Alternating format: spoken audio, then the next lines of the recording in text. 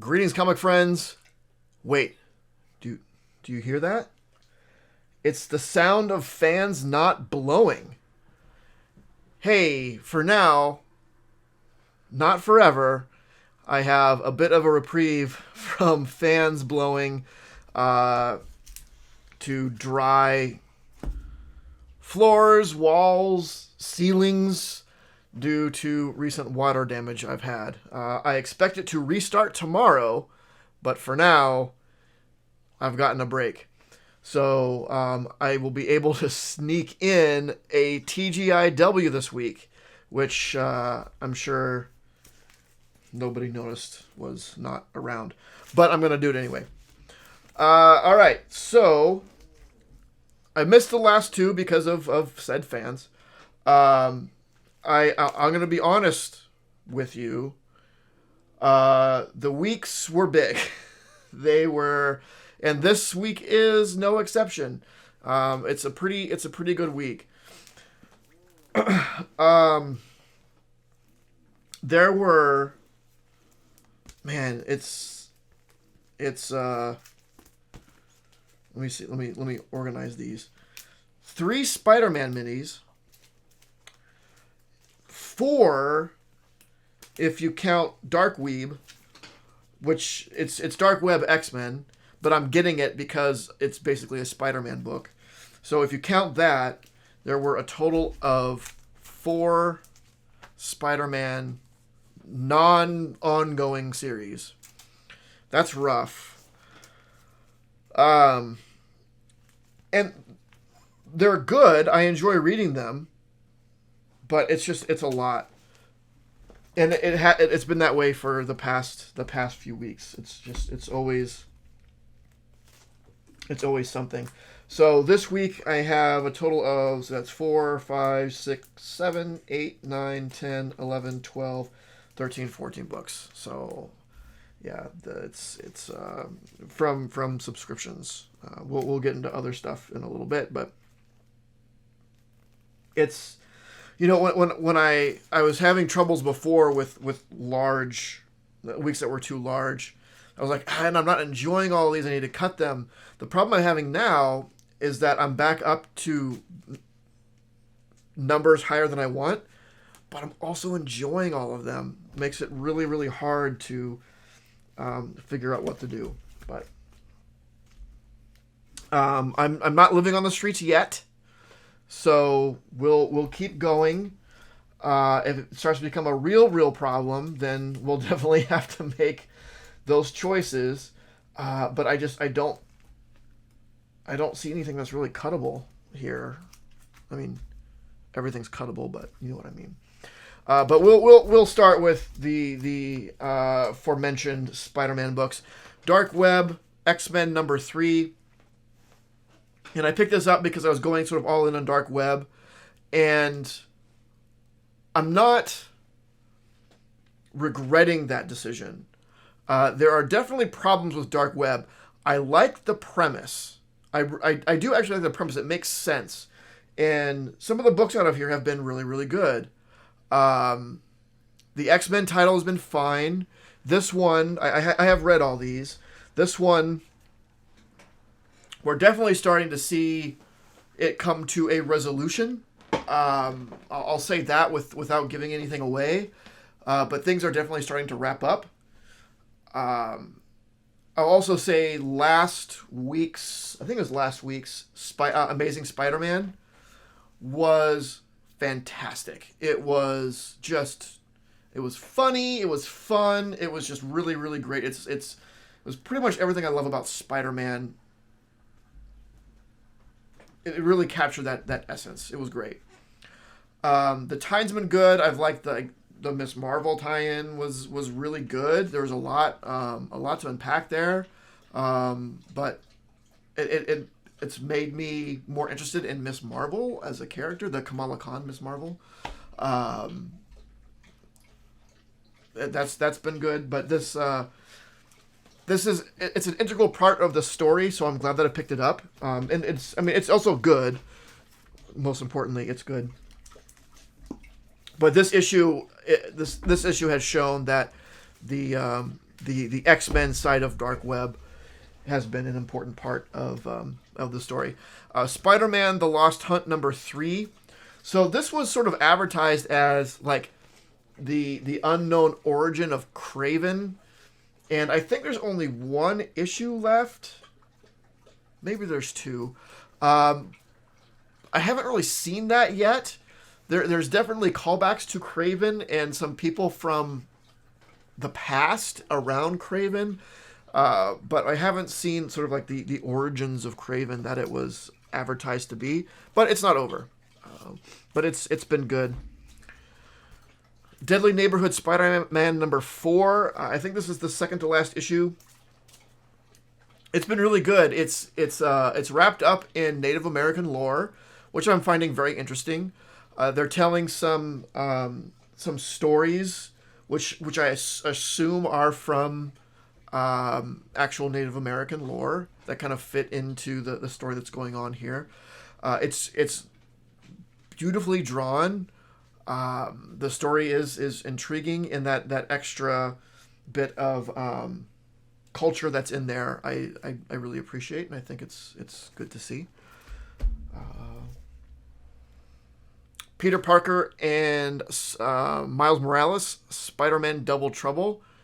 This is so much fun. Like, if it is not in the actual Marvel universe, but it is just like dumb, stupid fun. Even if you don't read either Spider-Man, I highly recommend this just because it's fun, especially if you're in the mood for something light. It's definitely that. But it's about so Spider-Man is taking Miles Morales out on annual Sidekick Day. On the same day there happens to be a supervillain convention, like a convention where people go, that also hosts as like guests and speakers actual supervillains. Hilarity ensues. It's really good. It's really, really good. So after reading the first Invincible Iron Man, I decided to go ahead and pick it up. I really liked it. I've missed Iron Man. Back when I was young teeny titan, Iron Man was my favorite. I kind of fell out of it a while ago. I'm not really sure why, but I haven't been with Iron Man for a long time, so I decided, yep, here's a restart. Here's a #1. Let's give it a chance, and I really enjoyed it. So I picked it up, and I enjoyed this one as well. There's kind of a mystery going on. Someone's coming after him. Someone's gunning for him. We don't know who. Is it someone old? Is it someone new? We don't know, but it's very well created, both written and drawn. Riri Williams, Ironheart is obviously, as the cover shows, has been a part of it in both issues. Apparently she has Mandarin's rings. I didn't know that. Seems strange. But and I don't know a whole lot about Riri Williams because, again, I haven't been reading Iron Man. I wasn't reading Iron Man when Ironheart became a thing, and I haven't read it until now. So I don't have a whole lot of background on that character. I should probably go Wikipedia it just to kind of get how she came to be Ironheart and just her general background. But they do seem to have a very interesting dynamic. Punisher #9. So this is everything in Punisher. Not everything. The last few issues of Punisher have been building up to this. Ares in his as the god of war and his army coming for Punisher. This is kind of the final bout between them, as I don't know, the cover somewhat suggests. And it's great. There are also other heroes that are sort of rallying around and being like, look, Punisher has always been a problem, but now he's super a problem. What are we going to do about it? So I think that's where this is kind of gonna go after this God of War Ares storyline is winding up. It's gonna be like Punisher versus people are like, Frank, time out. You need to chill. Uh, but it's so good. I remember I went to a convention in, was it Kansas City, and Jason Aaron was there.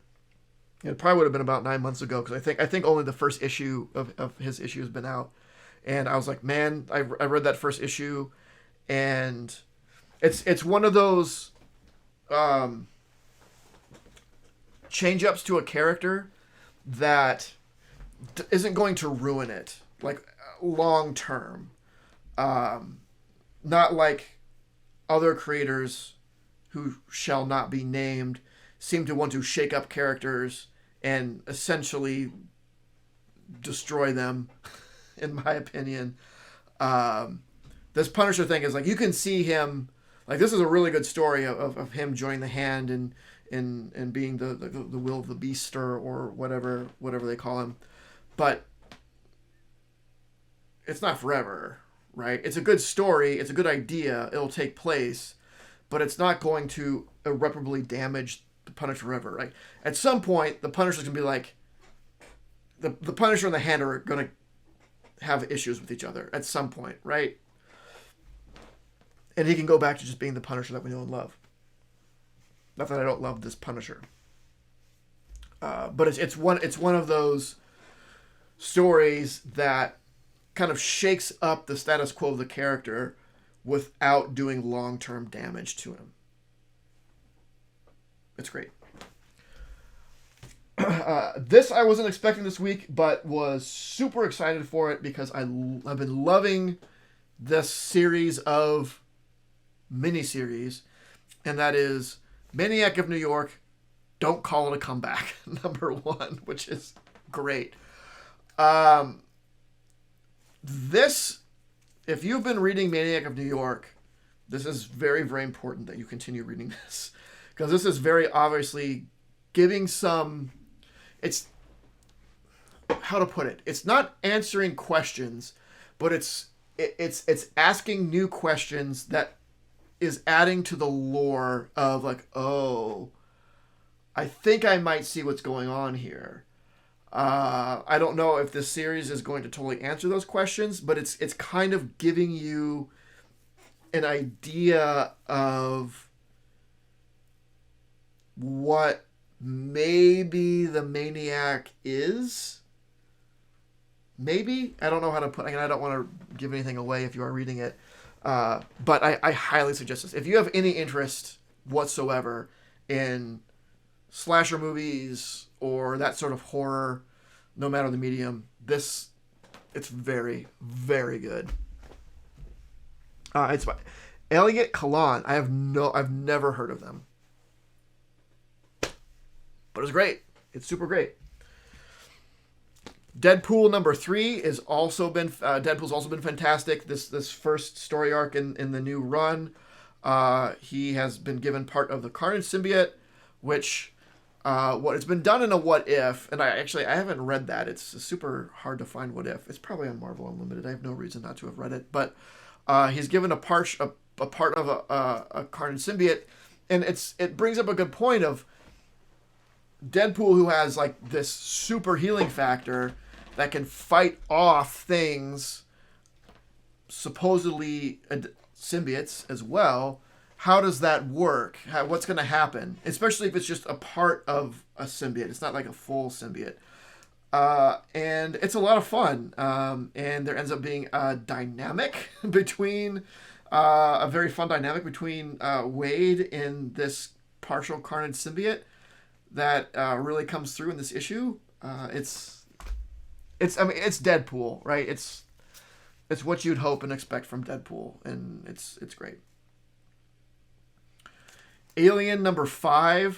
So this story arc has to do with a elite squad of synths that have been tasked to go to a planet that is known to have a xenomorph presence, but there were some experiments going on that had altered them in some way, so they're special, and they were supposed to go get like a sample, like an egg of them for. I think it's for Weyland Yutani. I mean, I guess who else would it be for? But it's found that there are humans that are also there that are hiding in isolation. They run into each other,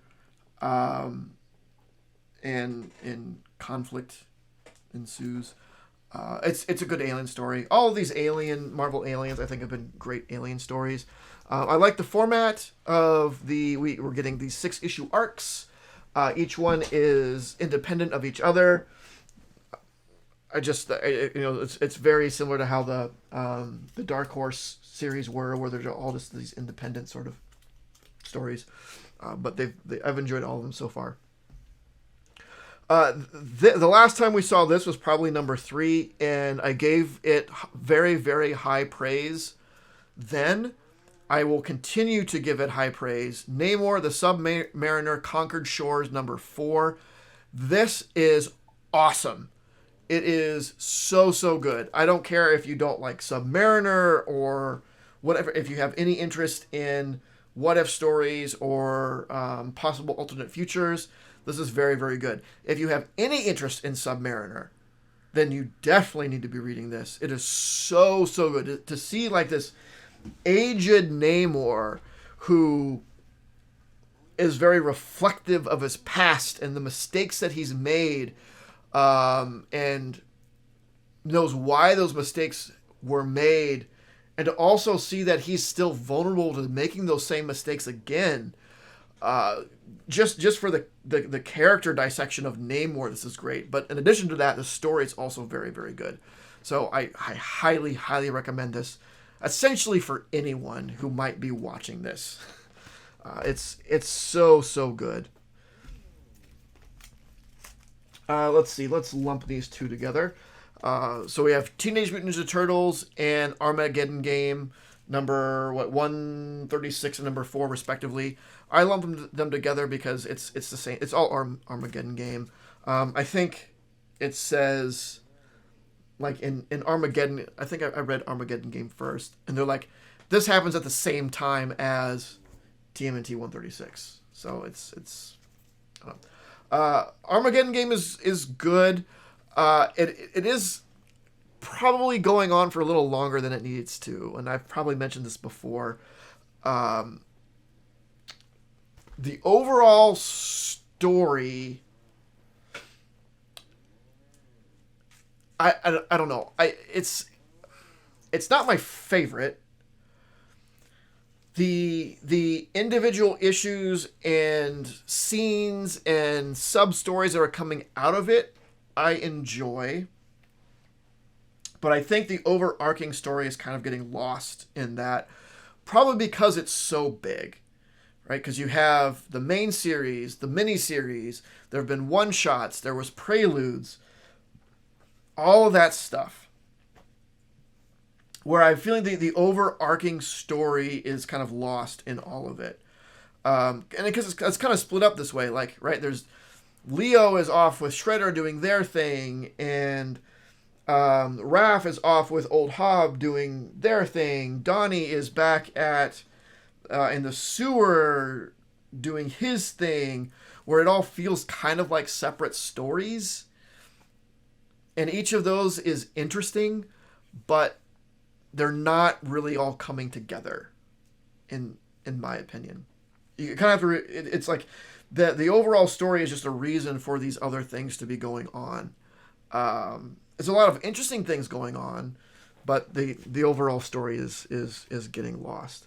I am enjoying the dynamics between some of the characters that are paired together, because we see Leo and Shredder, and their character dynamic, especially here in the Armageddon Game. I think it doesn't happen in TMNT, but it happens in the Armageddon Game, is really, really interesting, and it kind of reaches a new level, without giving anything away. And in the TMNT title, seeing Raph and Old Hob together, who again are usually at odds, is very interesting, and their dynamic, and it's there's a lot of good content, but just like as I said, the overall arc of it is getting kind of lost to me at least, but maybe I'm just a dum dum. House of Slaughter number 11. I've been kind of like lately. Something is killing the children, and House of Slaughter, you're on notice. I might drop you. There was a one-shot book of Slaughter that came out last week or the week before, and it was something that I think it was kind of the missing piece for me of this series or these series, where it really delved into the lore of the universe, of the houses and the different types of masks, and what they each stand for, and how each of those houses sort of work. Where I never felt that was like fully explained. You had to kind of extract it from context clues, but it was never in one place where, like, look, these are the black masks. These are the white masks. This is the gold mask. This is whatever. This is what they mean. This is what their purpose is. This is the scarlet masks. It was finally all put into one place, and that helps a lot. I kind of get it now, I'm saying I kind of get it. I see the whole picture now, and the story bits that are in there, which was kind of a bridge between the previous and new arcs of both titles, did a really good job of kind of doing I don't want to say a reset, but a pause, a breather. I'll say a mental reset, and I'm in. I am in. I have been enjoying the main title. I enjoyed this, which is starting a new arc. It started off well, but I think that was it called Book of Slaughter? Whatever that was, I think it was called Book of Slaughter. Was a really, really good idea. It probably could have come out a little bit earlier to help with understanding, because Tinian has created this very obviously complex world, and it helps to understand that world to really appreciate kind of what's going on in the stories in that world. So I think that was something that was definitely needed, and I really appreciated it. I'm glad I picked it up. And I did enjoy it. The last one that I had in my polls was The Ends number 2. This is Bad Idea. This is rough. This is rough. So this is a story about mostly this guy and his sister, who come from a family of racists.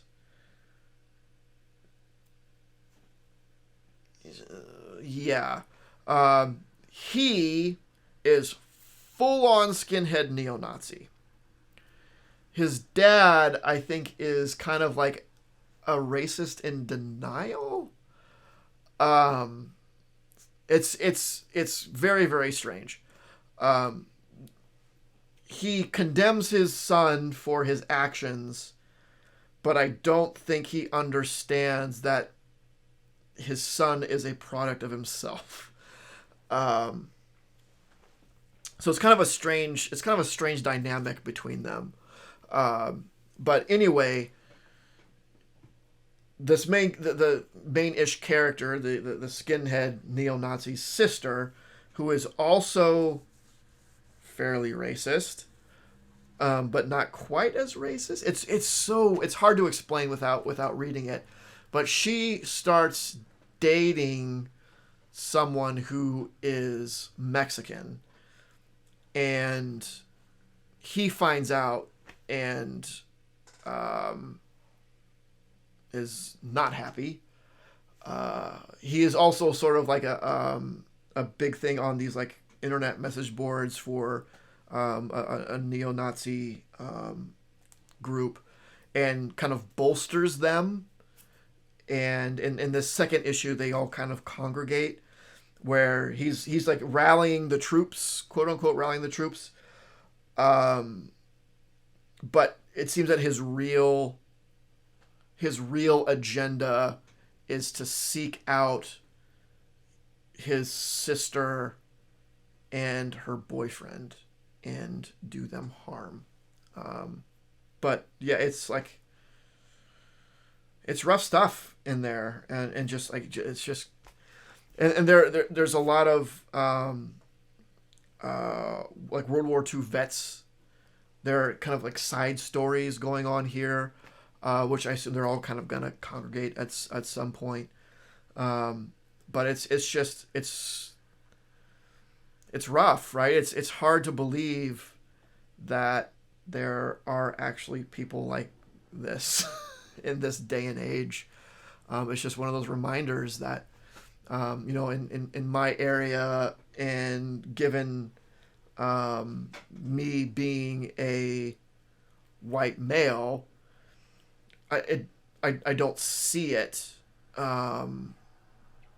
as, how would I say, like, I know it's there, but it doesn't directly affect me as much. Obviously, not that I don't think that it's a problem. Obviously, it's a problem. I'm not saying like it doesn't affect me, so I don't care. I obviously care, because like, I very, very rarely curse on this channel, but fuck Nazis, right?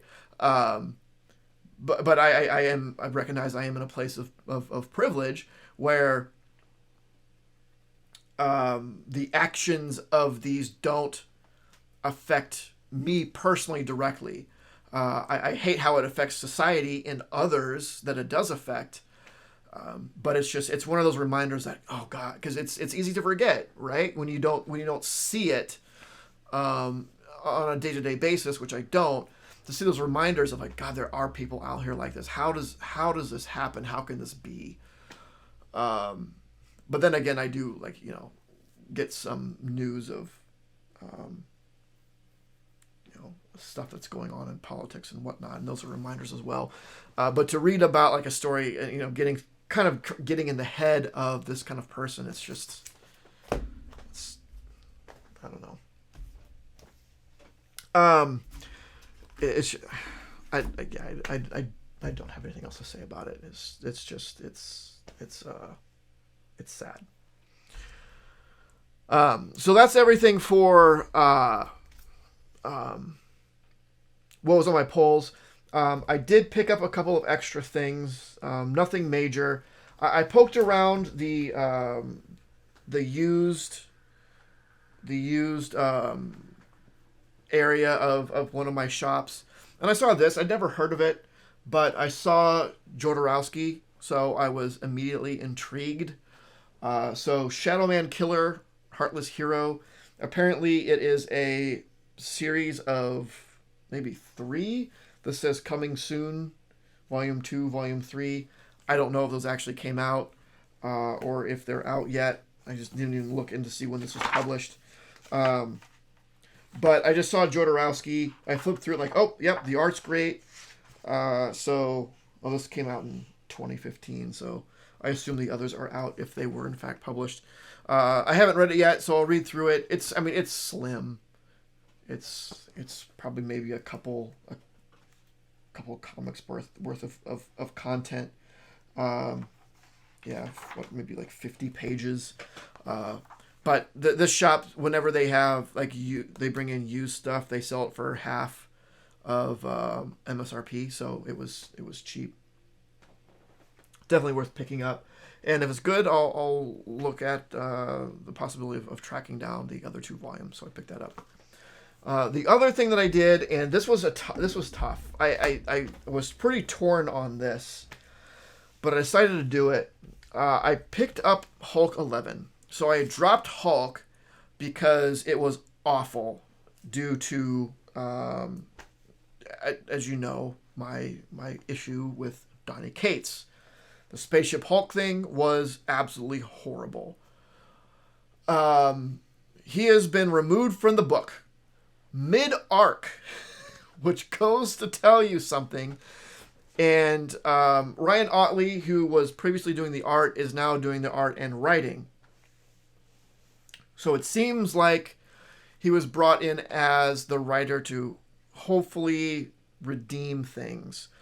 So I think what's going to happen is that Ottley is going to finish out this arc. Hopefully, in doing so, will right the ship a little bit. Hopefully get rid of the Spaceship Hulk idea completely.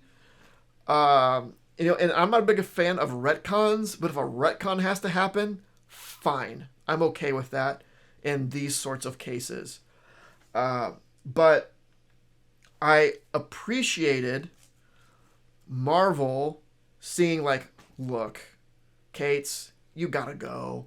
Like, this is not, and not that Marvel Entertainment, the corporation, cares about the actual story. It's numbers, right? I was talking to one of the owners of one of the shops that I go to, and she was like, we have hemorrhaged Donny Cates books as subscriptions. Like, people like Hulk, Venom, Thor, just dropping them because like it's what he's doing with those characters is awful, and people are dropping the titles. Like, nope, don't want anything to do with it. This is bad. So he's off Thor, now he's off Hulk. So I decided like the best way I can show support for Marvel doing this is to get back on Hulk. So I'm getting back on Hulk, with the hope that Ottley can fix things. So I picked this up as well. So I think this arc will probably finish. I'm guessing at that point this run will be over, and they'll need the palate cleanser of a new number 1, which I'm fine with. Like, let's just pretend that this run didn't happen. Whatever they need to do, if they need to retcon it, retcon it. I'm okay with that. So there's never any callbacks to, hey, remember when I was a spaceship? Anyway, so I picked that up. That was the other thing. So I am hopeful. I have to be hopeful because I want to start reading Hulk books again. I love Hulk, as you all know.